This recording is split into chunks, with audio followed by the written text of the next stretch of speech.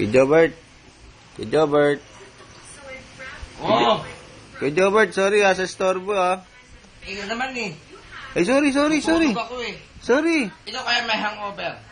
Sorry na nga eh. Nagpapatulong nga lang yung tao sa iyo eh. Grabe ka naman. Ano ba yun?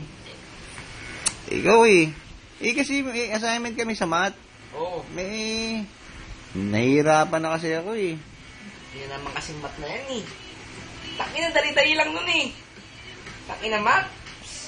1 plus 1, gano'n. Oo. Takin na, dali lang nun, pre. Hindi nga plus eh. Oo.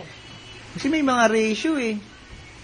Yung mga decimal yung ginagamitan nun. Yung ratio, yung 6.2, mga gano'n. Oo. Pi, mga pi. Oo. Oh, anong mang connection nun sa assignment nyo?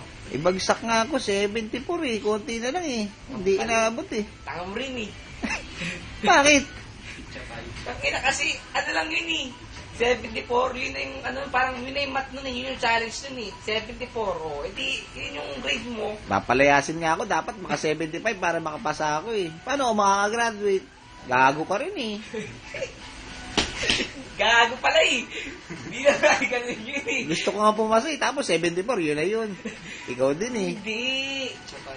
Ano yung mo kasi, di ba may pie, mga ganun. Oo. Pizza pie, yun yung ibigay mo sa teacher mo. Para gawin yung 75.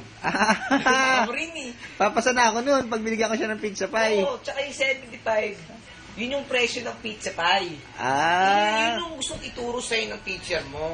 Ano lang yun eh. Sige, Ano mo naman sige. eh. Salamat kay Jobert Maasahan ka talaga. Okay, tulog na ako.